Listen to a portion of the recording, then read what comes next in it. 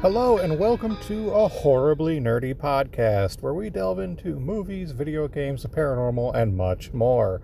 I'm your host Chris, and today we're going to be talking about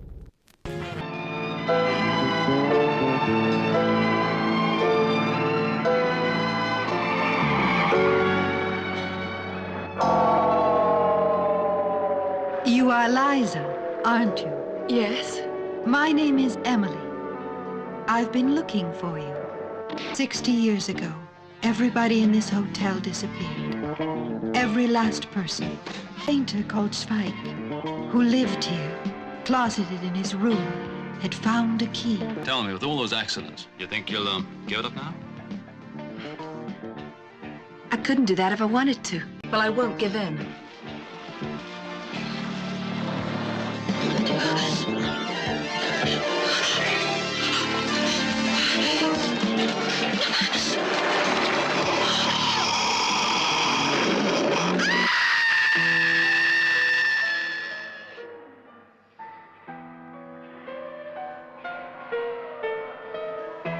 Who else is here? There's nobody here. I can feel a presence. Somebody else is in here. Oh, some weird story that Emily told me about room 36. Emily? Who's Emily? The blind girl that lives in the old house by the crossroads.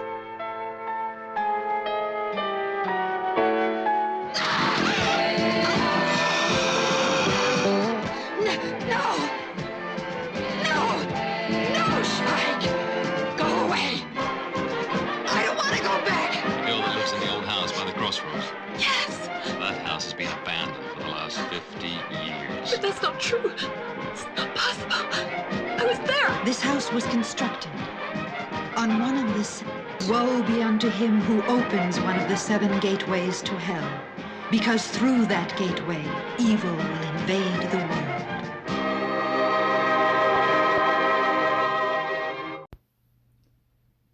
From that clip, you may or may not be able to tell, but today we're going to be talking about 1981 Lucio Fulci's The Beyond.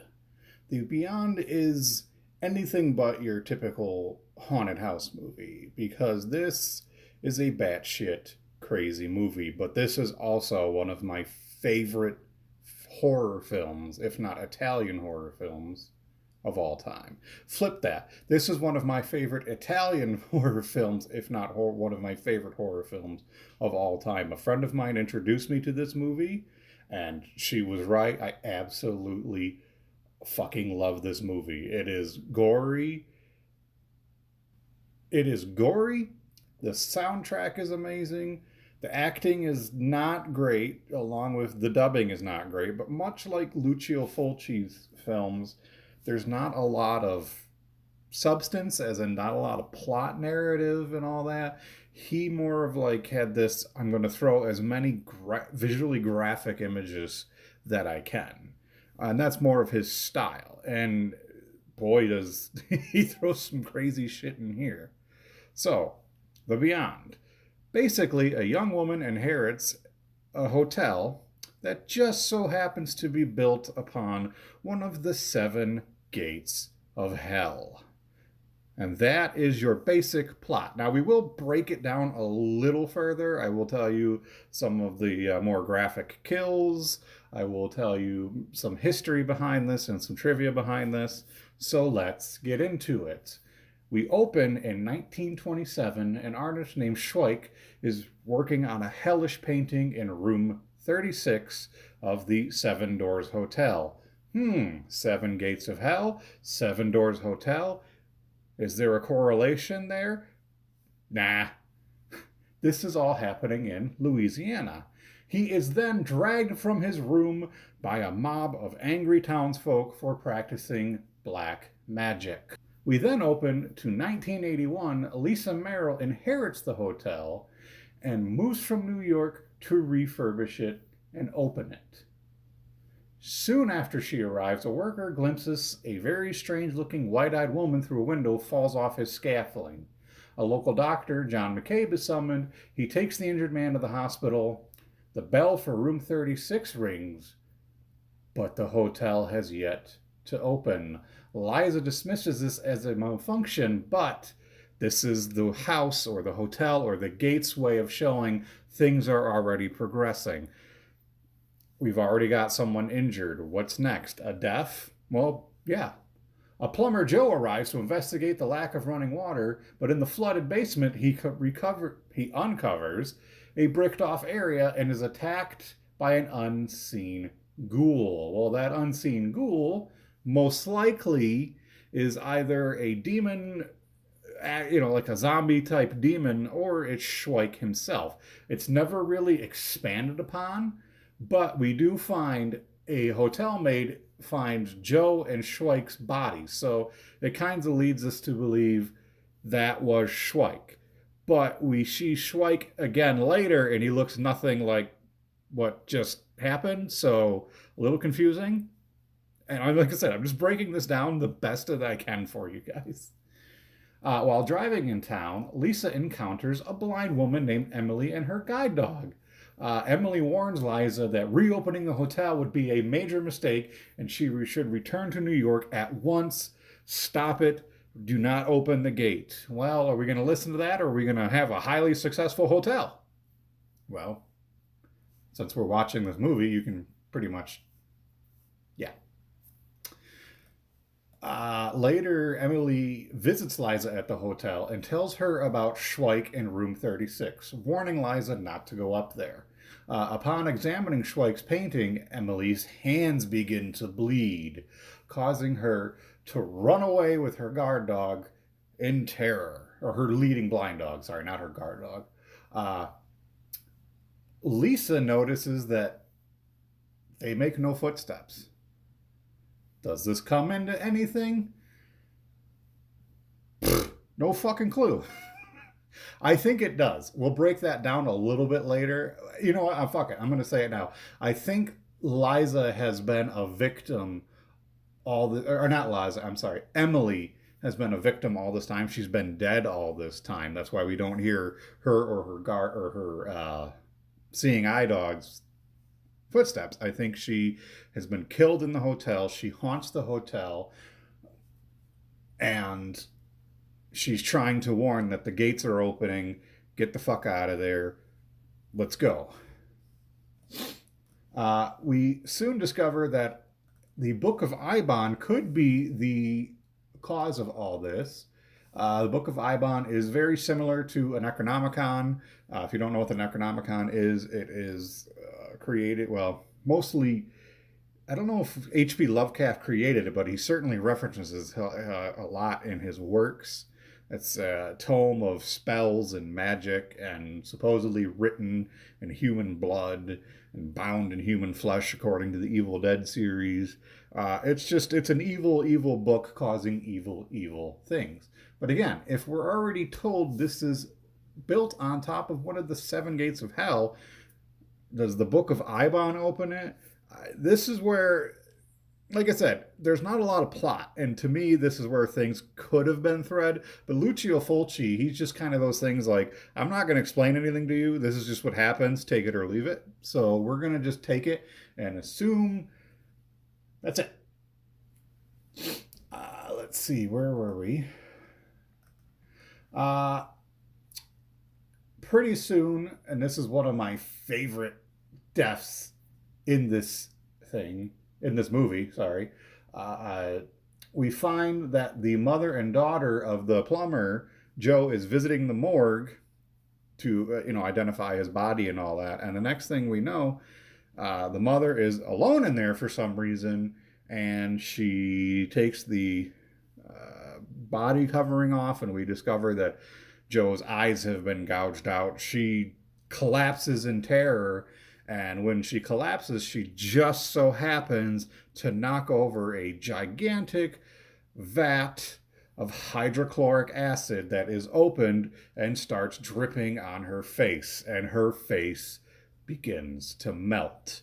And it's one of my favorite death scenes in horror movies, and it's because the effects for that were so graphic and they were really, really cool. And that basically what they did was they took a wax casting of the actress's face and just melted that wax casting, and there's blood and gooey bits and all that. And as a gore fan, like that was awesome. I couldn't get more. I couldn't get enough of that.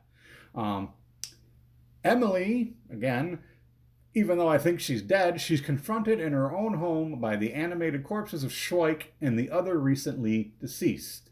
She commands her dog to attack, and although the dog chases away the undead, he turns upon Emily, killing her.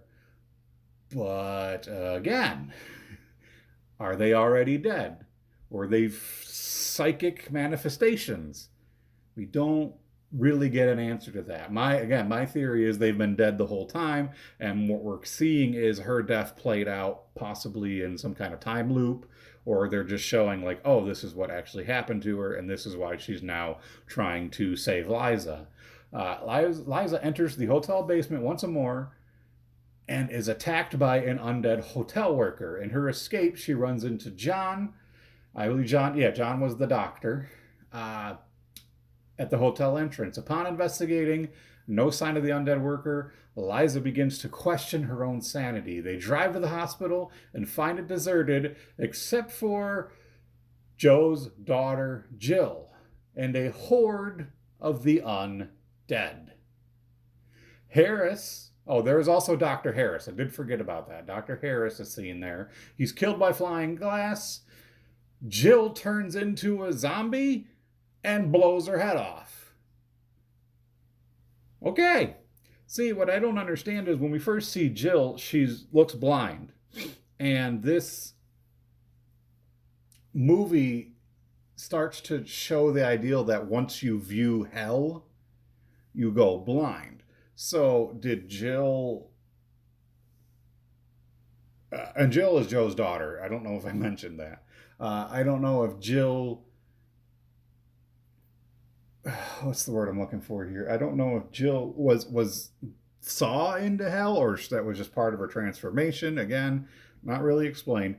But cool death scene, blows her head off. John. I was combining John and Liza there.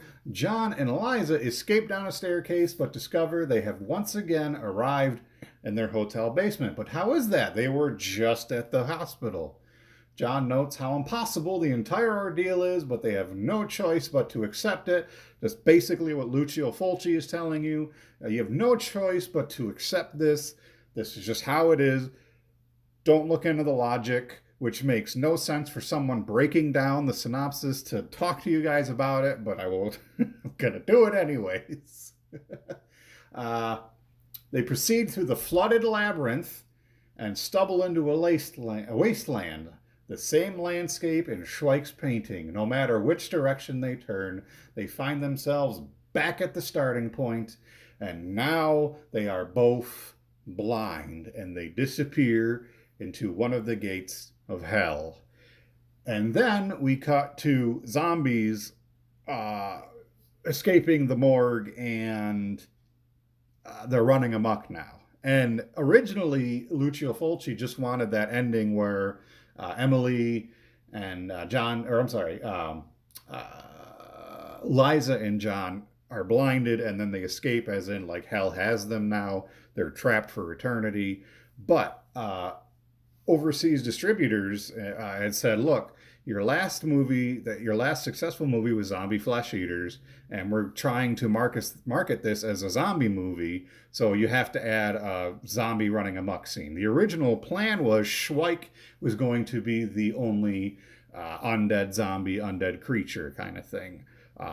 But again, he was more supposed to be a ghost than a quote, zombie. So Fulci had to do this because he figured international distributors would not pick up the film. He was told, hey, if you want this to be successful, this is what you're going to have to do. And this just kind of shows, like, even though this might be your baby, this is your thing, it just goes to show, like, man, this sucks. You don't have full creative control over your own projects. And being someone that wanted to be in the film industry, to me, that's just like, damn it, that sucks. I'd love to have full control over my own project. I have some ideas for short films that I kind of do want to film somehow. They're going to be extremely low budget because I'm broke as fuck. But I would like to do them, and I hope that they're enjoyable. But that's down the road. Anyways, let's a little bit of background into the filming of this. It was filmed on location in New Orleans in the late 1980 with assistance from the Louisiana Film Commission.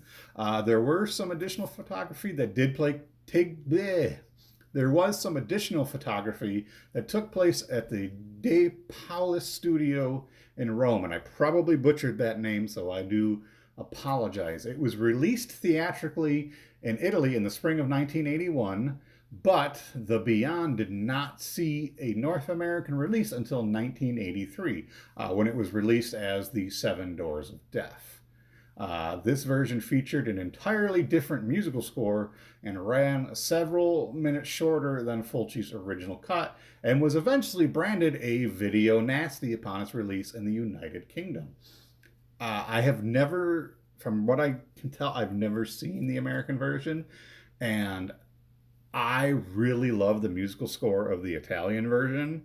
And so I am interested to see what differences there are. I have a feeling there's not a ton, but I would like to hear the American score just to see, oh, okay, this is what's different. Because to me, the that horror synth, which was very popular at this time, it really kind of pops. In my opinion, it really makes the scenes that you hear them. It adds that, not necessarily tension, but overall weirdness to it. Especially in his film Zombie Flesh Eaters, like the main theme of that, whenever it's played, it's got this weird like heartbeat bass to it. It makes your adrenaline pump. It's just such a strange film, strange score as well. Following its release, reception of The Beyond was very polarized. Contemporary and retrospective critics have praised it for its surrealistic qualities, special effects, musical score, and more. But they know its narrative inconsistencies, as in, why are we seeing Emily's death if we're led to believe she's been dead the whole time? Why is that happening in the future? But yet we're seeing it in the present. That kind of thing. The Beyond is ranked amongst Mulci's most celebrated films and has gained international cult following over the ensuing decades, which is well deserved because it is a great film. The cast for this is Catriona McCoyle as Liza Merrill, David Warbeck as Dr. John McCabe, and I'm going to butcher this name, Cynthia Monreal as Emily, and I am apologizing if that is butchered. John Thananen of Cine Fantastique wrote, The Beyond has a story structure akin to that of an advanced fever dream. Film scholar Wheeler Dixon similarly wrote, words are hard, that the slight framing narrative is merely the excuse for Fulci to stage a series of macabre, distressing set pieces. And again, that is Fulci's style. I don't care about really a cohesive narrative. I want to throw as many visually graphic images to you as possible. So you've got the worker falling off, you've got the eye gouging, you've got there is one kill. I'm not going to spoil it for anybody, but that one's a good one. It involves spiders. And then you've got the acid, and I think there's a few others in there as well. Even the crucifixion of Schweik is pretty fucked up.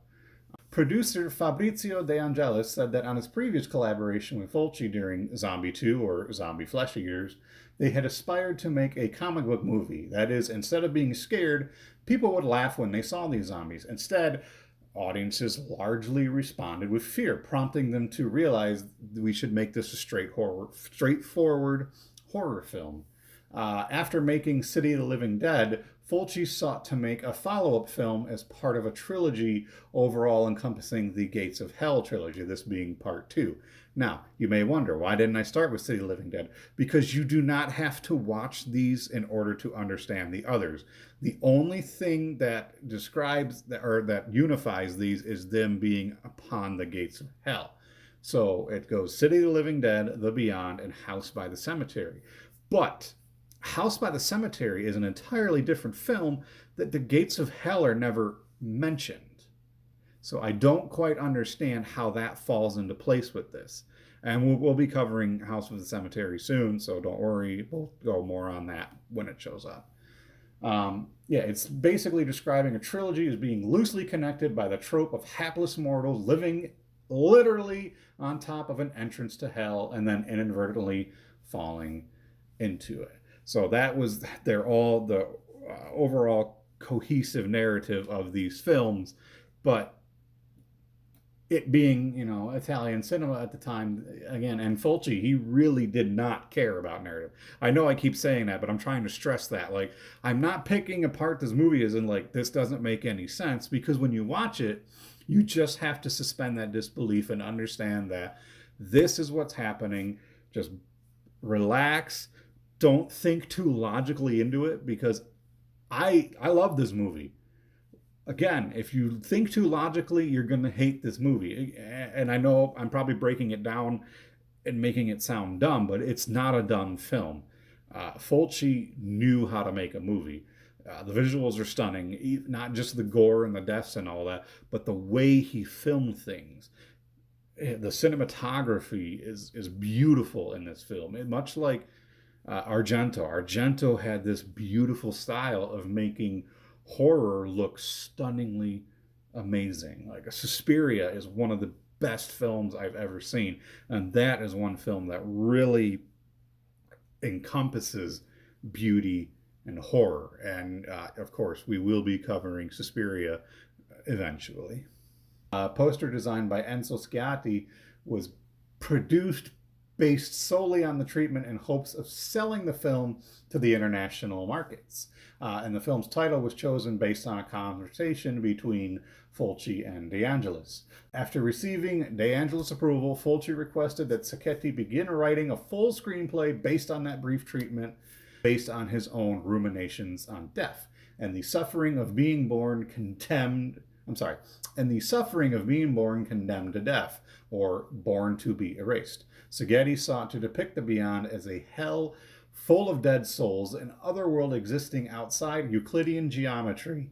Originally, the film's final sequence in which the characters enter the Beyond was meant to take place during an amusement park. However, the two main characters, now dead, are able to enjoy themselves in a great amusement park of life, though due to logistical restrictions, however, this was not able to be done, and the existing final sequence, which we have this vast desert landscape full of corpses. It was released theatrically in Italy on the 29th of April, 1981, where it grossed 747,615,602 lire on its initial run. Film historian Roberto Curti described this as okay business, not great, but it was okay, noting that while these takings were less than that of several of Fulci's earlier films, the film was widely distributed in other countries and it was extremely successful in Spain. In England, again, it had difficulty with censors. They put it on the video nasty list. They just could not cut it down to where they could release it. And there's a whole thing we'll do on video nasties eventually. So yeah, that's a whole other thing. In Germany, the film was released under the title The Ghost Town of Zombies, which again, okay, that kind of makes sense because this is supposed to be a haunted house story that has zombies, so I can kind of get that. But the film theatrical version was the only version of the film in which the pre-credits sequence was printed in color. The Italian and international versions, the sequence is printed in sepia. Again, so as I'm breaking this down, I'm not trying to say, oh, this is a horrible movie, oh, blah, blah, blah. No, this is not a horrible movie. This is a beautifully stunning movie. Graphically, again, you have to be a horror fan to really enjoy this film. There's no narrative, there's not a lot of plot. There's just images thrown at you, but it's the way he filmed it that really brings this all together. I absolutely love this movie. It's one of my top favorite Italian horror films, one of my favorite horror films of all time. Probably in my top 10 favorite horror films. And I only discovered this movie like maybe 2 years ago. This is a recent discovery for me. I was looking for recommendations. I got on Twitter. A friend of mine was like, hey, check out The Beyond. I did, and I fell in love with this movie. I highly recommend you see this film. We're going to give it a 7 out of 7 gates of hell. Pun intended. So, that is our movie of the week, The Beyond. I highly recommend it. I believe you can find it on Amazon Prime. If not, I'm pretty sure it's out on YouTube, though I'm not saying go watch it on YouTube. Go watch it on YouTube. You know, don't do that. Don't listen. Go watch it on YouTube. So, yeah, that's all I'm saying. The Beyond. I hope this breakdown was a little bit better than last week's. I hope this episode is going to be better than last week's. But that is our movie of the week. Next, we're going to be talking about, since I figured I wanted to talk about Until Dawn, the video game this week, which has a little Wendigo type twist to it. So today we're going to be talking and breaking down Until Dawn, and we're going to get into some Wendigo talk for our paranormal talk. We're going to get into the myth and lore of the Wendigo. So today we're going to be talking about the Wendigo, or what is a Wendigo.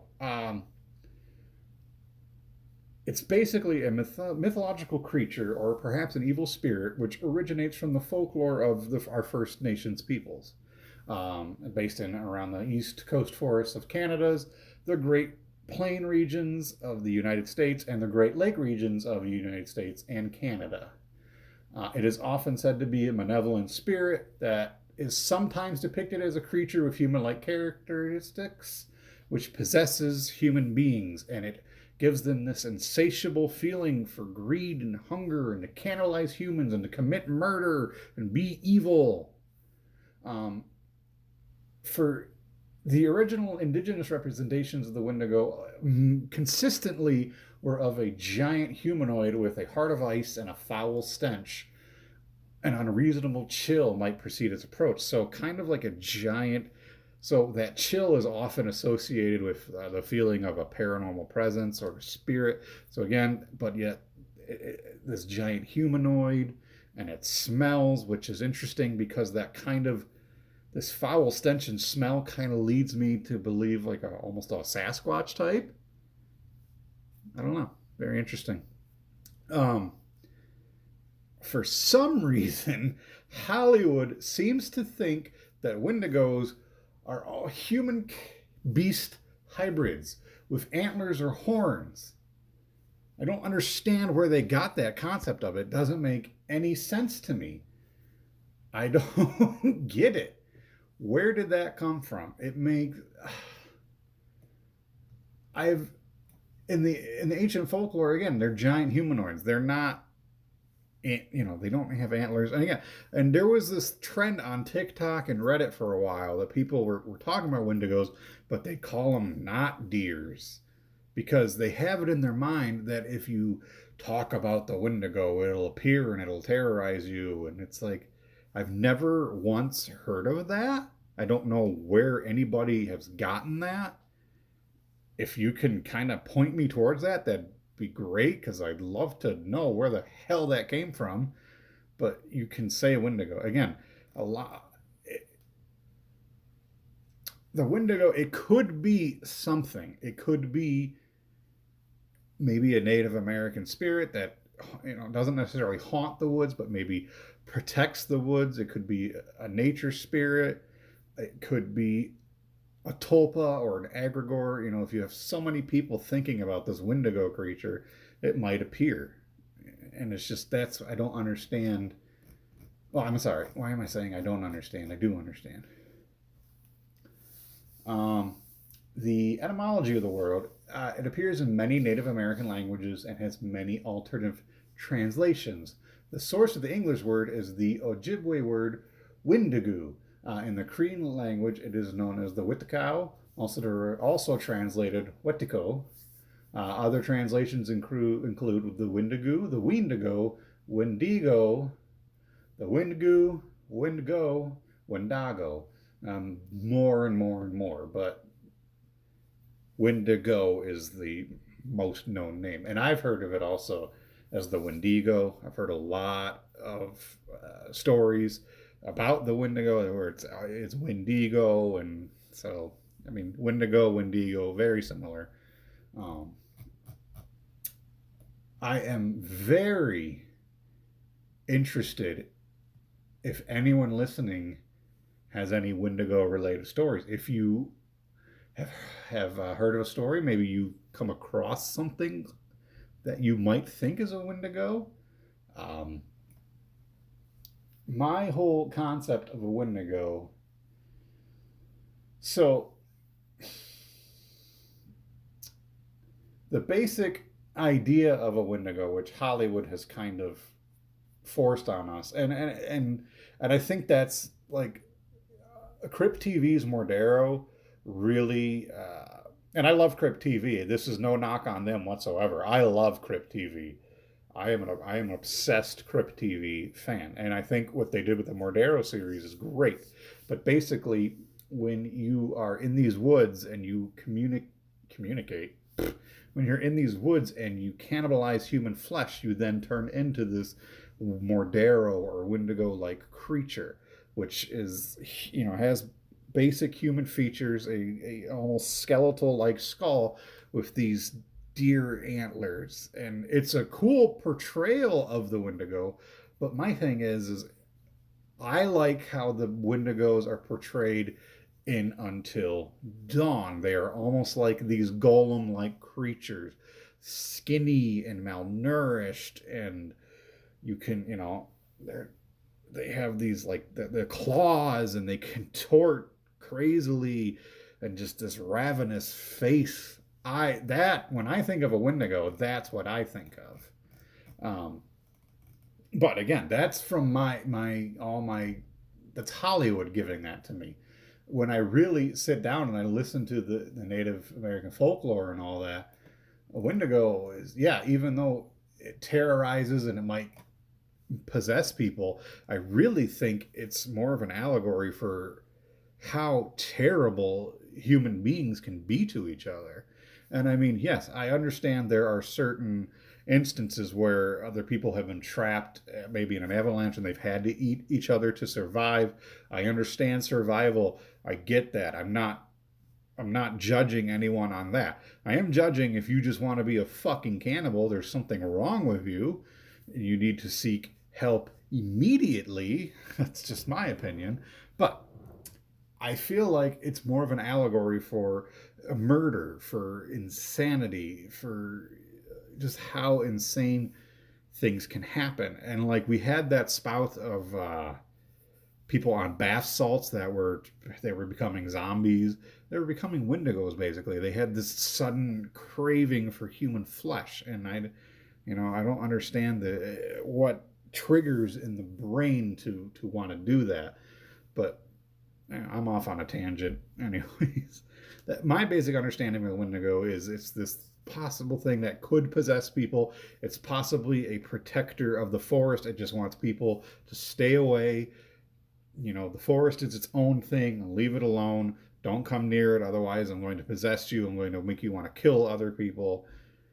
Things like that. And I really, just like the Sasquatch discussion, I really think it is 100% possible these are egregores and tulpas. So many people are thinking of these things, and they're seeing them now, especially with Hollywood and a lot of portrayal of them being these things with these antlers. That's more of the common things that we're seeing now are these, what the TikTok people and the Reddit people call not deers, which I don't drives me nuts. But yeah, that is my basic feeling on a Wendigo. I don't necessarily, again, I think this is just folklore. I don't necessarily think a Wendigo exists, but I haven't looked way too much into the whole Wendigo thing. I could be 100% wrong. Again, just my opinions of things. Please let me know what you think. If you have a story, or if you know someone that has a story, have them send it to me. Please, I would greatly appreciate it. I'd love to hear your thoughts on this.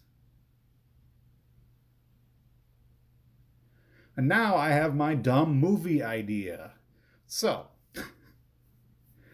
this is a thing I just want to start doing because this is just something I do at work when I'm super freaking bored. I just kind of create, like, some are dumb and some I think are good, but I have a feeling they're all going to be dumb. But by day, he's the world champion hide and seek player. By night, he fights crime. He is Super Squatch. I don't know why that popped into my head one day at work, but I just want to see a superhero movie about a Sasquatch. I think that'd be really cool, and I like the name Super Squatch. That's my dumb movie idea. If you have any dumb movie ideas, let me know. I might pick some really good ones and mention them on the podcast, but it's just something. Oh man, I have so many of these that are come. But anyways, Super Squatch coming soon to theaters near you. So our video game of the week is Until Dawn, released in 2015. Until Dawn is a interactive horror video game developed by Supermassive Games and Sony Computer Entertainment exclusively for the PlayStation 4. It was originally planned as a first-person game for PS3's motion controller, but that was all dropped when they decided to create it for PS4 and make it a lot different. The game features a hyperlink cinema-esque for its multi-linear narratives and butterfly effect system in which the player's choices change the story. All playable characters can survive or they can die. It depends upon the choices that you make. And you can get different endings based upon the choices that you make. So this is basically a movie that you're playing out. It has quick time events where you got to smash certain buttons. You do walk around and explore and investigate things, but a lot of it it's very plot driven. You're just basically following the plot. You have to discover this. You need this to unlock this. So there are some puzzle solving elements into it. But it's a fun game. And the story behind it is incredible. Absolutely incredible. And that story, basically, is a group of friends on the year anniversary of the death of a friend of theirs meet again at this cabin, but apparently are being hunted down by a serial killer. So not only do they have to contend with that, but there's something out in the woods, something that eats people. And there is our Wendigo style twist to this. I love this game. This game is brilliant. The storyline behind it is amazing. That narrative of this serial killer and these Wendigos actually mesh pretty well together, especially in the end. And I'm not going to spoil this. This is just going to be kind of, if you're interested, check it out, play it. But how they mesh together is very well, especially when you figure out what's going on with this supposed serial killer. This has a great voice acting, including Rami Malek, Hayden Panettiere, and Peter Stormare. And I'm a huge Peter Stormare fan, so this just blew me away. Fucking awesome game. Highly recommend this game. The Wendigo designs in this are terrifying.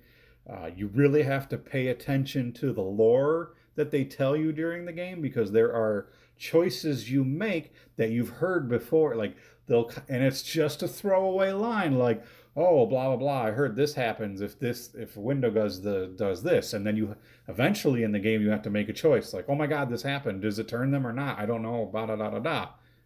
That is one thing I like. You really have to pay attention to the storyline in order to make the right choices. I literally, after I beat the game, I literally watched the YouTuber Markiplier play a playthrough of this game just because I was curious on how he did it. And there were two characters he was trying to keep alive for the entire time. And what this game does is, when you make a choice, it auto saves. You cannot go back and change that option. So once you make a choice, that's it. There's no going back. And he was trying to keep these two characters alive. He made one mistake, and he was a good 7 hours into the game. Made one mistake, killed a character, got so pissed, he replayed the entire game just so that character would survive. And it's one of the funniest YouTube clips and YouTube things I've ever seen. It killed me. Hey everyone, Future Chris here. I thought about it, and I had to include the clip of Markiplier losing his shit right here. So you're about to hear that. It's about 3 minutes long. There is some long, awkward silences in there. I kept them in just to show you what happened. But I hope you enjoy this clip. One of my favorites. Check it out. Oh, God. Uh-oh. I don't like this. I don't like this. Hello? Okay, just not even gonna determine who it was. Just gonna open it right up. Oh, fuck! Oh, God! Oh!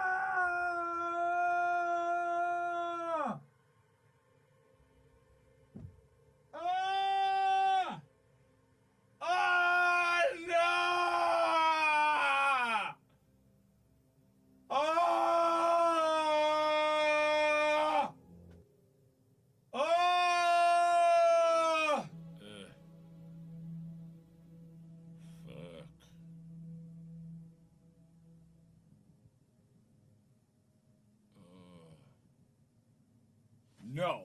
Nope. Nope. Nope. Nuh-uh. Nope. Ain't. No. No. No. No. No. No. No. No. No. No. No. No. No. No. No. I'm no. You think I'm just gonna put up with that bull? No.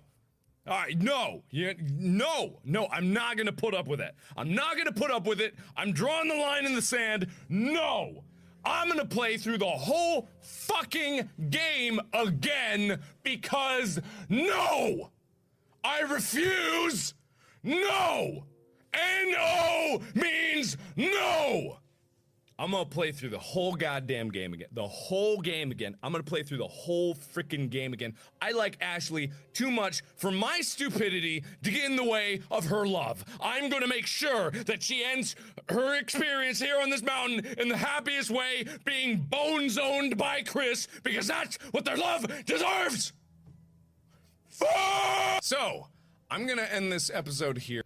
Until Dawn received very positive reviews on 103 reviews, which when it first came out. Jeff Macavia from Game Informer wrote that Supermassive Games had polished the Invention game formula to a triple sheen. He also enjoyed the butterfly effect system because some choices significantly affect the game's narrative. That's as I was saying. depending upon the choice you make, you can get a different ending, you can get a different outcome. It's such a cool, divisive thing. And there have been many others that have done it, have released since this, one being Man of Medan, which I'm not a fan of. I feel like as I was playing it, the controls were a bit clunky, even the quick time events, even though you were doing it, it didn't seem to register. I feel like it was very rushed to get out.